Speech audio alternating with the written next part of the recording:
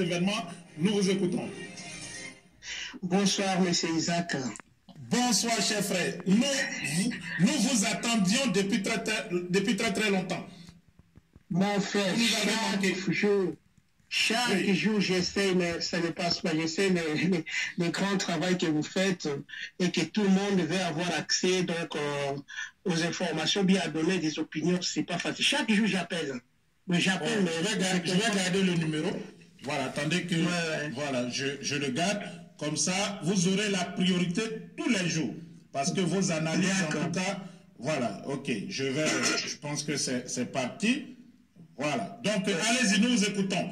D'abord, parlez un peu de l'Angola, votre pays. Voilà, nous allons parler de toute l'Afrique. Hein. On reste peut-être un peu plus en Afrique de l'Ouest, mais nous allons parler de votre pays, l'Angola. Alors moi, j'aimerais vous demander, j'ai appris comme ça que le gouvernement de Lourenço a réussi à saisir plus de 11 milliards de dollars détournés par ceux qui étaient là. Peut-être Isabelle Santos en fait partie. Est-ce que vous pouvez nous en dire plus sur cette information? Parce que ça va nous aider aussi en Côte d'Ivoire. Nous avons aussi un couple de criminels. Voilà, on va voir leur image pendant que vous parlez. Et je pense que le moment venu, il va falloir aussi chercher à récupérer des milliards, des dizaines de milliards d'euros, des milliards des milliers de milliards de francs CFA qui sont gardés par ce pseudo-président et son épouse, des affairistes. Voilà. Est-ce que vous pouvez nous dire ce qui s'est passé en Angola? Merci beaucoup, mon frère. Merci vraiment. À tout à l'heure, quand je vous entendais, quand tu parlais de l'Angola, je me dis, waouh, vous êtes vraiment un fin chercheur. Vous avez presque tout dit. Ça m'a fait vraiment donc, du plaisir d'avoir la connaissance sur mon pays, même si vous ne pouvez pas avoir la connaissance sur tout, mais ce que vous aviez dit donc c'était vraiment super. Bon, malgré que je suis angolais, mais je suis aussi ivoirien par procuration, moi-même. Parce que si les Draman qui viennent de Sendou, ils s'octroyaient la nationalité ivoirienne en forçant, en faisant des crimes, c'est pas nous autres qui aimons tant ces pays qu'on va se priver de la nationalité ivoirienne. Merci beaucoup, mon frère. Nous, en Angola, d'abord, le Portugal ne peut plus dire un seul mot, placer un seul mot pour être contre tout ce qui est la volonté de l'Angola. Voilà. Donc, à un moment passé, oui, à la plus forte crise économique qui était ici en Europe, où le Portugal peinait, donc chaque jour, les Portugais allaient à l'ambassade de l'Angola à Lisbonne à 5 h du matin, à 4 h du matin pour prendre une place, pour avoir un visa pour aller travailler en Angola. Chaque jour, des milliers et des milliers de Portugais. Mais l'Angola, qu'est-ce qu'il a fait? Il a dit, c'est pas tout le monde qui aura les visas, seulement ceux qui sont hautement qualifiés. Donc ceux qui sont hautement qualifiés, qu'on donnait des visas pour aller avoir du travail. Mais les autres là, on ne les donnait pas les visas. Donc c'est comme ça. À chaque fois que le Portugal essaye de dire un petit mot, donc l'Angola répond d'une manière violente. Je vais me rappeler même une histoire qui s'est passée. Il y avait un joueur angolais qui s'appelait Montoras. Il jouait au Benfica du Portugal il y a 7 ans, 8 ans passé comme ça. Un jour, il allait à l'entraînement, il avait oublié donc son permis de conduire.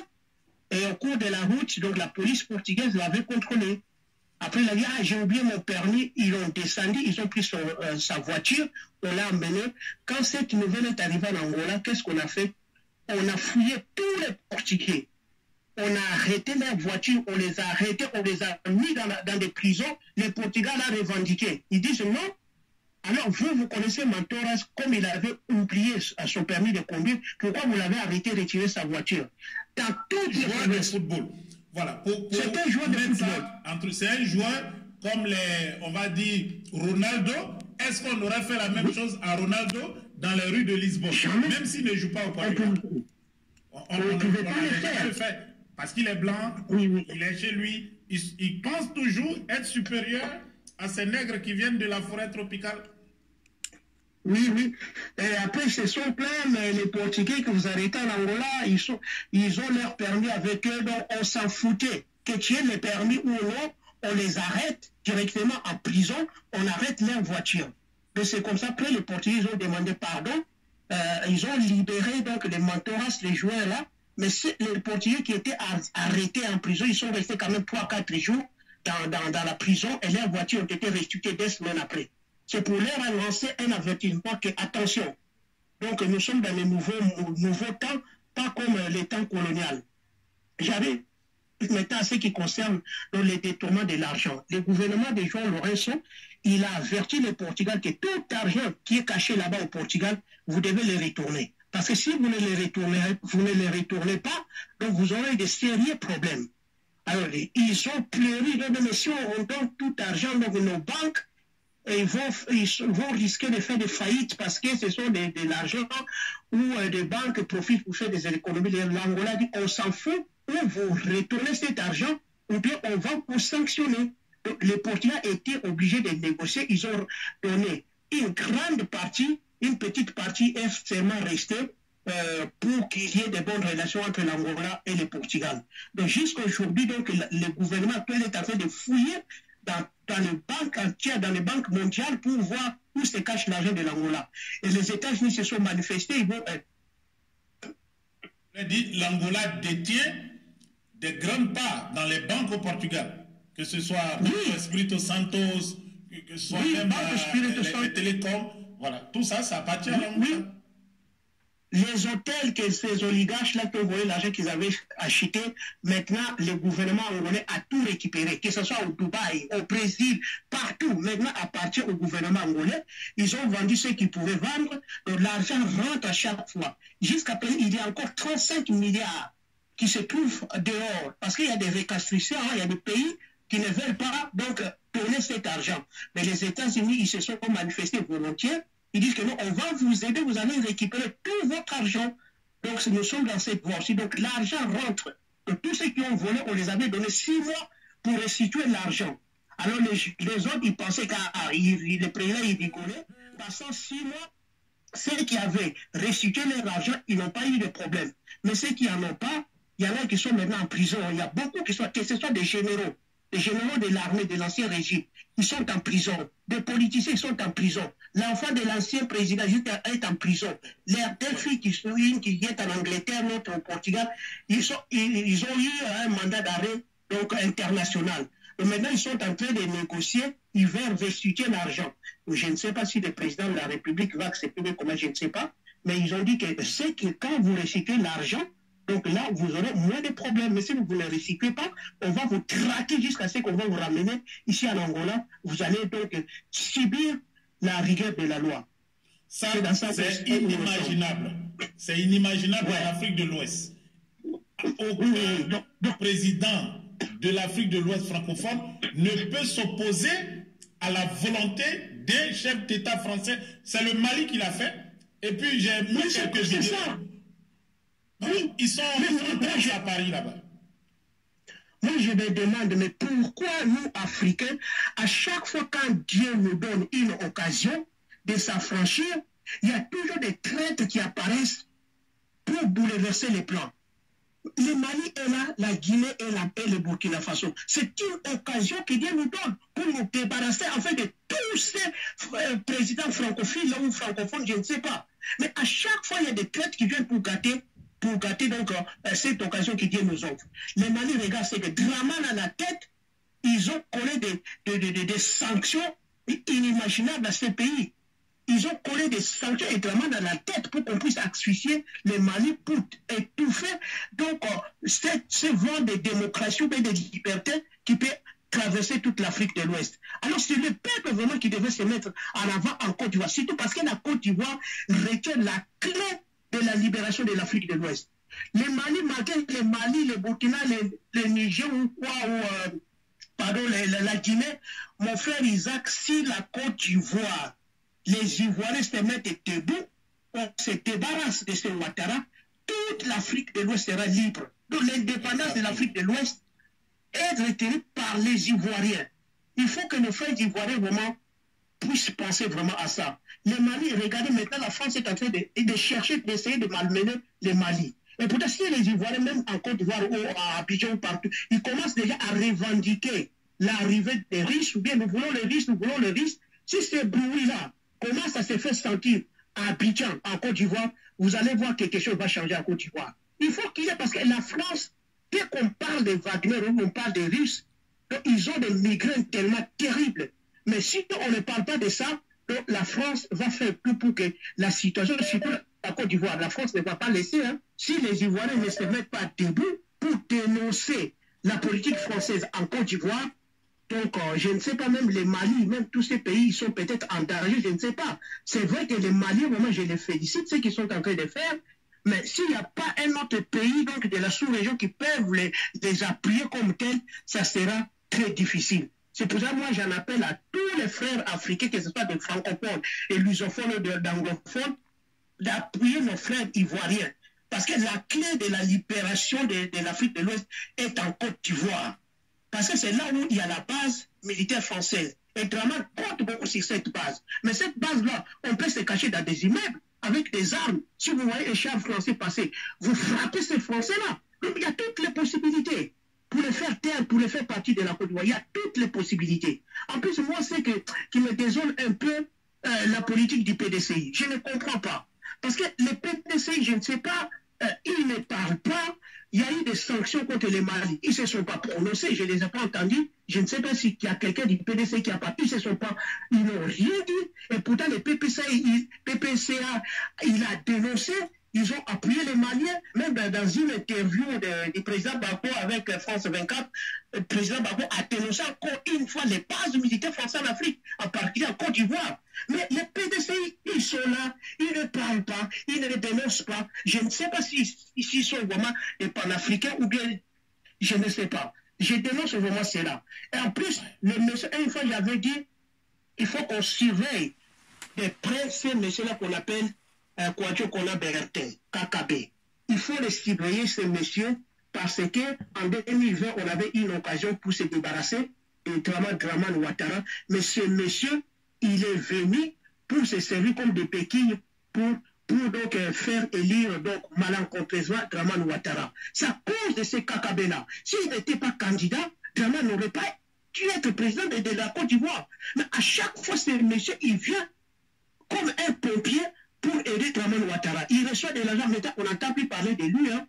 On lui a donné tout un ministère, mais il ne fait rien, on n'entend pas quelle action qu'il mène. Il ne mène rien. Et Draman Ouattara, il joue avec nous, avec son pseudo, donc réconciliation, pour parler qui ne donne rien. C'est pour parler qui avait commencé depuis 2015, ça ne donne rien. On nous tourne en rond.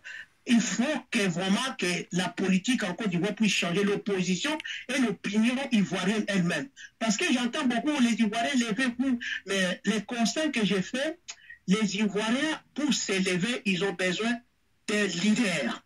Ils ont besoin de quelqu'un qui sera en avant, qui va les galvaniser pour qu'ils puissent faire quelque chose comme à l'année 2020.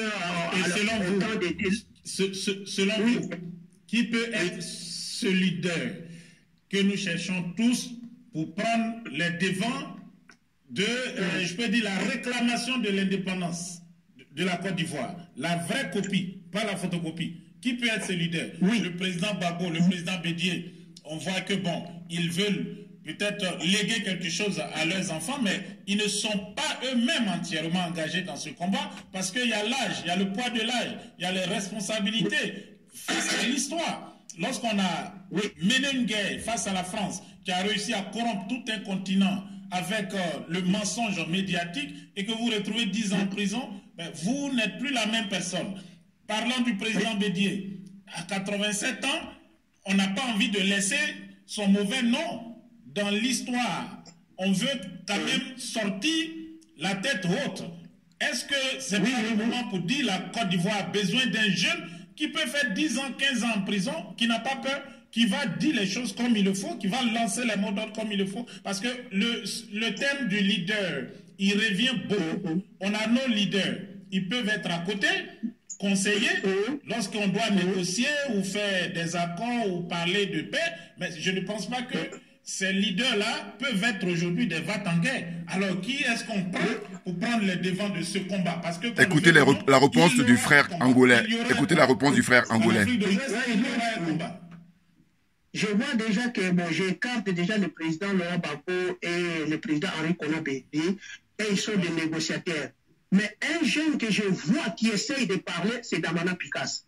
Parce que Damana Picasse, dans ses meetings, il prend le risque de dénoncer le pouvoir et la politique de Ouattara. C'est le seul que je vois en ce moment. Parce que Blé Goudé, il est dehors. En Côte d'Ivoire, ouais. Voilà. Et Guillaume Soro, par exemple, qui est aussi dehors. Guillaume Soro, il est mal placé. Guillaume Soro, il est mal placé parce que lui, jusqu'à présent, il ne s'est pas encore réconcilié avec les Ivoiriens. Il demande le pardon, son pardon, on ne sait pas pourquoi il demande le pardon. On lui dit, mon frère, il faut sortir des vérités. C'est le moment de sauver la Côte d'Ivoire. Non, il ne veut pas, il demande pardon, il critique Ouattara, mais ce n'est pas de ça qu'on attend de lui. Le secret qu'il connaît, parce que la France a une même mise en Côte d'Ivoire, de cette même mise-là. C'est ça qui fait qu'il bloque la libération de l'Afrique de l'Ouest. Guillaume Soro, il est mal placé. Quand il se mettait dans la peau d'un africaniste, dans la peau d'un vrai Africain pour sauver l'Afrique, sans regarder la France, sans compter sur la France, là vraiment on dirait que oui, on a récupéré notre frère. Parce que moi, je ne vois pas Guillaume Soro en train de critiquer la France. Je n'ai jamais vu parler mal de la France. Il compte même sur la France à un certain moment avant des élections. Il avait dit que lui, il a Macron, Ouattara, il a les Drian, je ne sais pas quoi. Donc, on ne veut pas ces gens d'Africains. Aujourd'hui, les temps vont changer. On ne veut pas de cette jeunesse-là qui vient de France. La France, il nous a trop fait du mal, même c'est Isaac. La France, il nous a trop fait du mal. Trop fait du mal. Il nous a tués en 2004 devant l'hôtel Ivoire. Il nous a bombardés devant le palais du président Gbagbo. Qu'est-ce que la France n'a pas fait en Côte d'Ivoire? Tellement elle nous a trop fait du mal. Et moi, nous ne pouvons pas avoir une politique de complaisance avec ces pays. C'est un pays tueur. C'est un pays donc voleur. Il ne faut que voler. C'est pour ça que moi, je vois au moins Damana Picasse a le courage. Mais il faut qu'il y ait encore même au PDCI un jeune comme Damana Picasse. Ensemble, on va se mettre ensemble. Parce que au PDCI, peut-être c'était Kakabe qui était jeune, vigoureux. Il a trahi la lutte, il est parti de l'autre côté. Il peut prendre les devants au PDCI RDA. Parce que ce que nous avons écouté l'un des vice-présidents du PDCI, un monsieur honnête, très courageux, quelqu'un que j'apprécie beaucoup.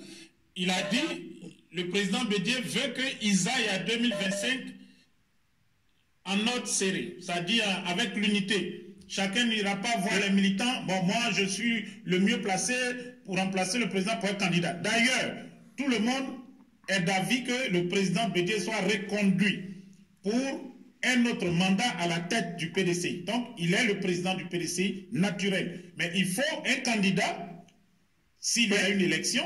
Maintenant, si c'est la lutte, il faut aussi quelqu'un d'autre. Qui vous voyez au PDCI? On a parlé de Thiam, on a parlé de Jean-Louis Billon, on a parlé de... Bon, même parmi les aînés, il y a par exemple monsieur l'ancien maire du plateau, le nom est un peu parti, voilà. Écoutez la réponse du frère angolais. Écoutez la réponse du frère angolais, le panafricain angolais. Écoutez sa réponse. Écoutez sa réponse. Qui peut jouer ce rôle-là? Que Félix Houphouët-Boigny a joué dans les années 60, que le président Bédié a joué dans les années 70, Félix Houphouët-Boigny 40, 50 et 60 aussi, et le président Bédié a repris le flambeau dans les années 70. Eh bien, le PDCI, ceux qui on peut compter là-bas pour mener le combat. Vraiment, bon, le maire du plateau, c'est Benjo, hein? Monsieur Benjo. Monsieur Benjo, voilà, c'est ça, Monsieur Benjo. Au PDCI, les Thiam là, les Thiam et les Billons, il faut les oublier. Ils sont des commerçants. En Afrique, un commerçant, il n'est pas bon de mettre un commerçant, un banquier dans nos institutions comme président de la République. La preuve, celui qui est là avec son PhD, mais regarde ce qu'il fait là, et qui fait en Côte d'Ivoire. Donc au PDCI, pour le moment, je n'ai pas encore vu quelqu'un donc qui... Bon, je ne sais pas, des jeunes là que vous avez en train de parler là, lui quand même, au moins, j'ai un mail sur lui qui a dit même en 2025 qu'il peut être candidat. Non, pas de Billon. Non, pas lui, des jeunes de PDCI. Il y a un jeune là, j'ai oublié son nom. Il y a même un qui avait fait la prison suisse. Si, il avait fait prison suisse. Je ne le vois pas encore.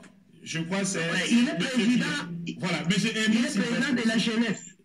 Il est président de la jeunesse. Ah oui, oui. Voilà. Vous parlez de Valentin Kwasi. Bon, ça doit être lui. Ils sont dans le cadre du PDC. Oui. Voilà, le problème, il manque le courage. Il manque le courage. C'est le courage. C'est le courage. Moi, vraiment, je conseille. Voilà, peut-être qu'il je conseille vraiment.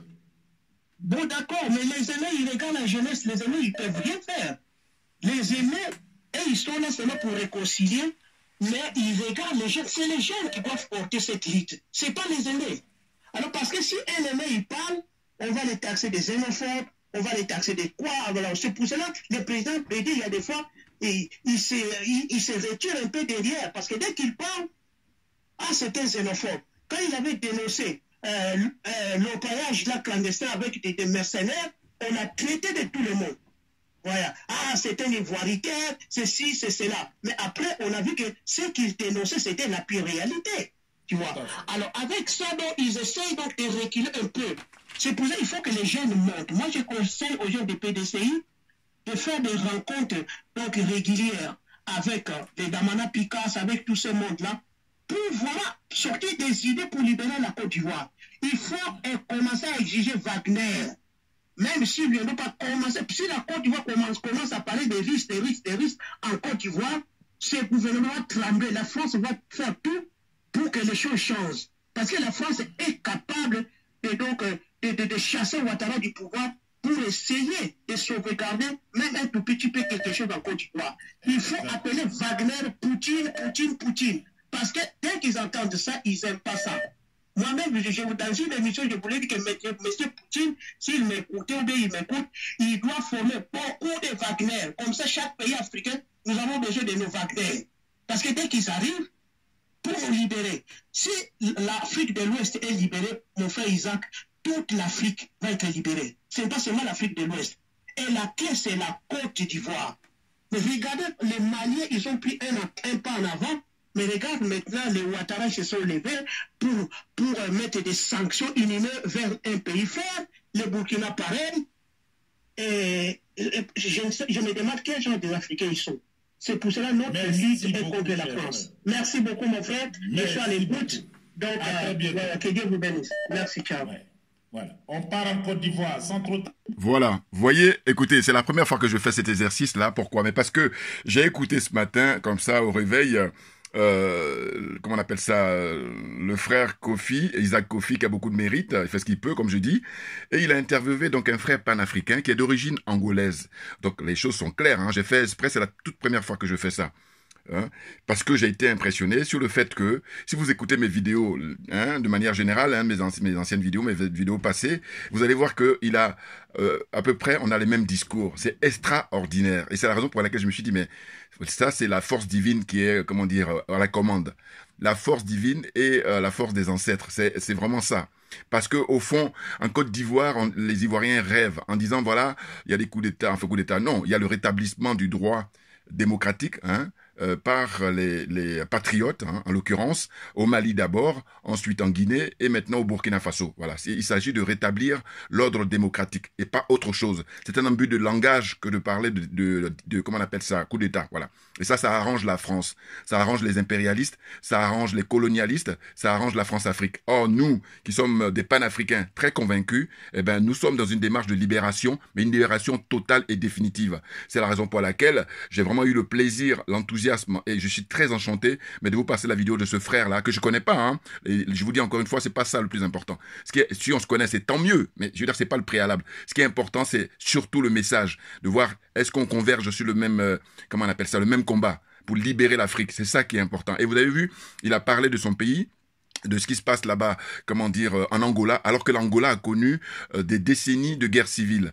Tout ça piloté évidemment par les Occidentaux, c'est-à-dire le bloc Est et le bloc Ouest, surtout, j'allais dire Ouest, parce que ce qu'on constate à travers l'histoire de l'Afrique, les Russes, depuis toujours, viennent pour nous libérer. Et là, on a une chance historique qu'il faut pas rater.